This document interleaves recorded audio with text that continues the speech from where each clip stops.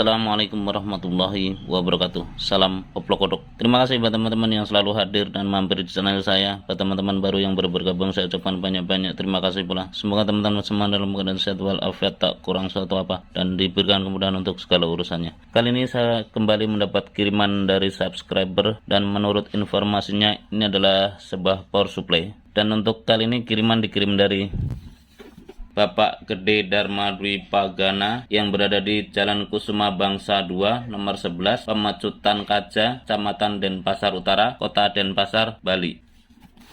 Berawal dari kerusakan power supply-nya ini, mungkin beliau mencari beberapa referensi di YouTube, dan alhamdulillah ketemu dengan channel saya. Selanjutnya beliau menghubungi saya melalui chat WhatsApp, dan inilah screenshot komunikasi saya dengan subscriber saya tersebut.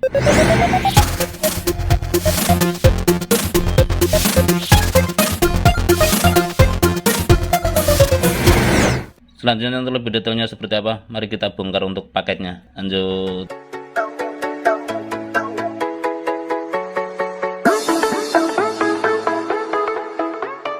Dan inilah power supply tersebut setelah saya bongkar dari packingnya. Selanjutnya coba kita lakukan pengecekan secara fisik untuk spesifikasi dari power supply ini.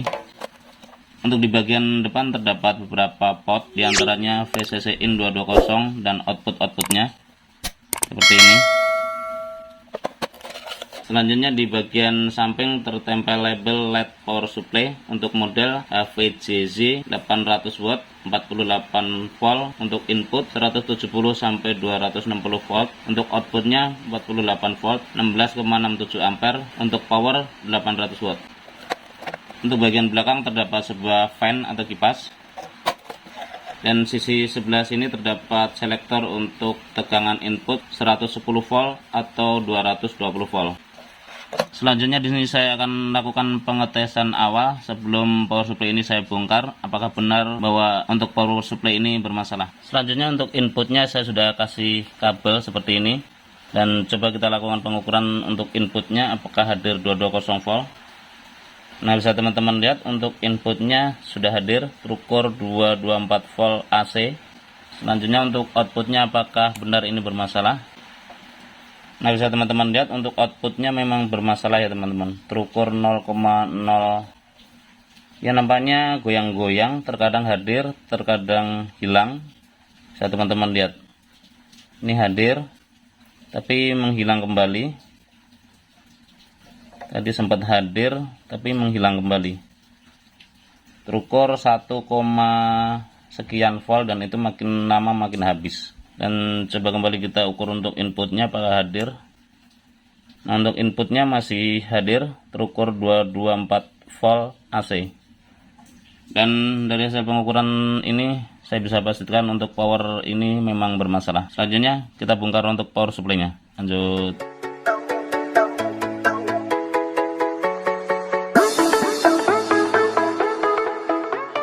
Dan inilah power supply tersebut setelah saya keluarkan dari posisi aslinya. Seperti biasa, sebelum kita melakukan langkah-langkah perbaikan, alangkah baiknya kita pelajari terlebih dahulu bagaimana skema dan cara kerja dari power supply ini. Untuk input 220 masuk di test point ini teman-teman. Selanjutnya masuk ke fuse, dan setelah fuse ini kemudian masuk ke dioda bridge, yang kemudian tegangan 220 AC ini dikonverter menjadi tegangan DC, yang kemudian di up menjadi 300 volt, yang kemudian masuk ke elko utama ini yang bermuatan tegangan 300 volt. Dari elko utama ini tegangan kemudian diumpan ke MOSFET yang didrive oleh drivernya. Sini ada drivernya teman-teman, ini adalah drivernya yang ngedrive sinyal-sinyal PWM yang kemudian diumpan ke MOSFET-nya ini, dan kemudian dari MOSFET ini ngedrive trafo utamanya ini dengan sinyal-sinyal PWM-nya, yang kemudian dari output trafo ini mengeluarkan tegangan-tegangan yang disearahkan oleh dioda. Di sini ada 4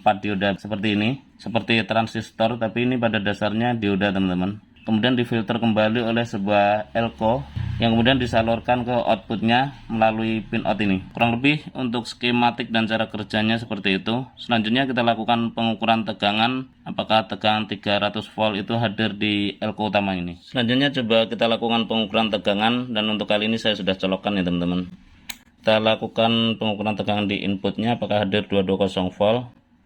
Nah, bisa teman-teman lihat untuk inputnya hadir 220 volt AC. Selanjutnya masuk ke dioda bridge sebagai inputnya, ya masih hadir 220 volt AC. Dan selanjutnya kita rubah ke range pengukuran DC. Dan untuk output dioda ini harus terukur 300 volt di sini teman-teman. Nah, bisa teman-teman lihat untuk output dari dioda bridge itu 312 volt DC dan itu stabil. Selanjutnya coba kita lakukan pengukuran langsung di outputnya apakah hadir. Nah, terlihat untuk outputnya tetap belum hadir ya teman-teman. Ya memang kali ini belum kita lakukan usaha perbaikan. Selanjutnya untuk 300 volt ini mampir ke MOSFET. Di sini ada MOSFET 2 ini harus hadir 300 volt juga di sini. Coba kita lakukan pengukuran di MOSFET-nya. Ya nampaknya untuk 300 voltnya di MOSFET nggak hadir ya teman-teman. Ya nggak hadir.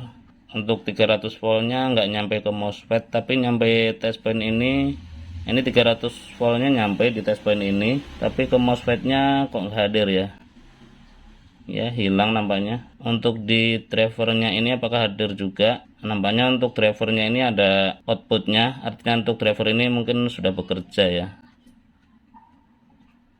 Nah, 300 voltnya di drivernya ini hadir, tapi di MOSFET-nya ini nggak hadir ya. Ya mungkin ada masalah di jalurnya dan coba saya akan lakukan penelusuran lanjutan. Untuk kali ini akan saya lakukan pengukuran terhadap MOSFET-nya ini dan saya gunakan range pengukuran dioda. Nah, seperti ini. Jika ada resistensinya yang mendekati 0, artinya si MOSFET ini bermasalah. Untuk MOSFET yang pertama, untuk gate, drain, dan source-nya coba kita lakukan pengukuran. Nah, ini aman. Ini resistensinya terukur 0,015 dan coba probe-nya saya balik apakah ada beda. Nah, ini ternyata sama aja teman-teman, dan artinya untuk MOSFET ini memang bermasalah. Selanjutnya coba untuk MOSFET yang kedua. Untuk MOSFET yang kedua ya nampaknya sama aja. Coba saya balik untuk probe-nya.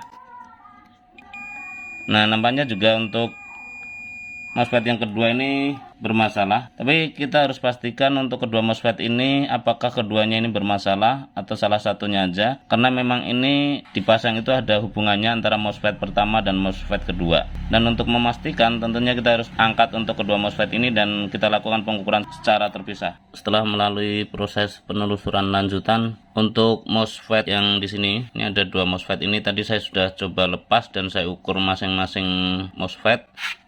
Ternyata untuk MOSFET-nya itu masih dalam kondisi bagus, artinya untuk MOSFET ini tidak ada short. Dan selanjutnya di sini untuk drivernya, ini saya lepas dan saya sambung kabel seperti ini, karena jika board ini terpasang di sini, saya sedikit agak repot untuk pengecekan komponen-komponennya di saat hidup. Untuk memudahkan, saya tarik kabel, saya solderkan dari sini ke sini seperti ini. Dan dengan cara disolderkan seperti ini, di saat hidup kita bisa melakukan pengecekan dengan mudah di beberapa komponen yang tertanam di drivernya ini. Di awal saya sudah mengganti elko yang di sini dan di sini pun tidak membuahkan hasil. Selanjutnya saya mengganti IC PWM-nya yang di sini teman-teman. Untuk tipe IC PWM aslinya itu tipenya SC3152 dan untuk kali ini saya sudah ganti. Untuk IC yang lama itu ini teman-teman, SC3152.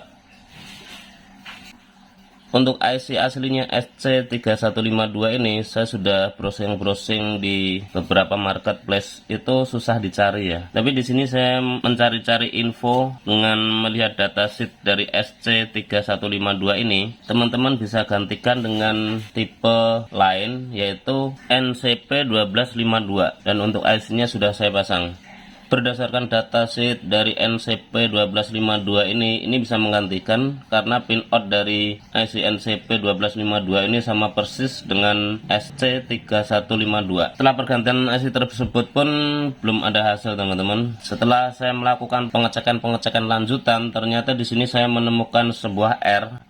Nah, di sini teman-teman. Jadi R ini fungsinya sebagai soft starter. Dari tegangan di sini 300 volt, kemudian masuk ke R ini. Ini yang baris pertama.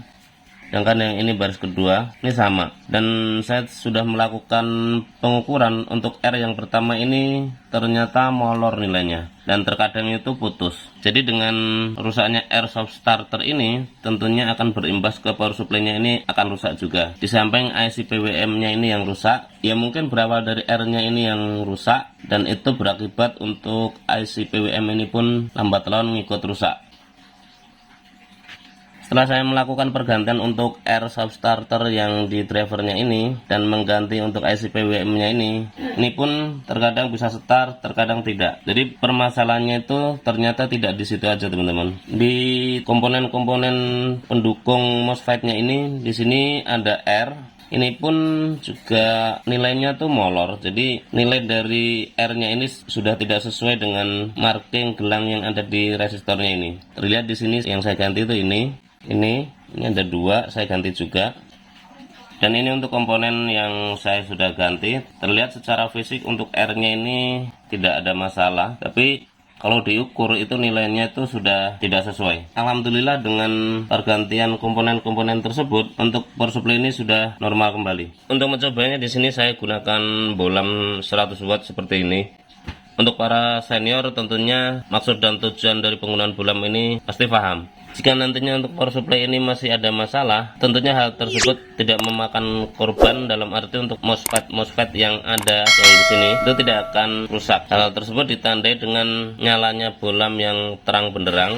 Jika nanti saya colokkan si bolam ini nyala terang, berarti masih ada masalah di komponen power supply ini. Dan jika bolam ini nyala sesaat terus mati, itu berarti untuk power supply ini sudah normal kembali. Selanjutnya coba kita hidupkan dan kita ukur untuk outputnya. Saya colokkan, bismillahirrahmanirrahim, dan teman-teman bisa lihat untuk bolamnya ya. Nah, alhamdulillah ya teman-teman, untuk bolam hidup sesaat terus mati, dan untuk indikator yang di sini nyala ya teman-teman. Selanjutnya coba kita tes untuk outputnya. Coba kita lakukan pengukuran. Nah, bisa teman-teman lihat untuk outputnya terukur 48,52 dan itu stabil, tidak goyang-goyang. Selanjutnya untuk power supply ini saya akan rapikan. Selanjutnya kita coba kembali lanjut. Oke teman-teman, untuk kali ini PSU saya sudah assembling total dan bisa teman-teman lihat. Selanjutnya kita coba kembali hidupkan dan kita tes untuk outputnya. Saya colokkan. Nah, bisa teman-teman lihat untuk indikatornya sudah nyala ya teman-teman. Selanjutnya untuk fine-nya pun sudah nyala, terdengar berisik. Selanjutnya coba kita tes kembali untuk outputnya. Nah, bisa teman-teman lihat untuk outputnya terukur 48,62 volt dan itu stabil. Terima kasih buat teman-teman yang sudah mengikuti tutorial ini dari awal hingga akhir. Semoga bermanfaat. Share ke teman-teman bila informasi ini dirasa penting dan berguna. Terusnya dari saya, bila taufik walhidayah. Assalamualaikum warahmatullahi wabarakatuh. Salam obrol.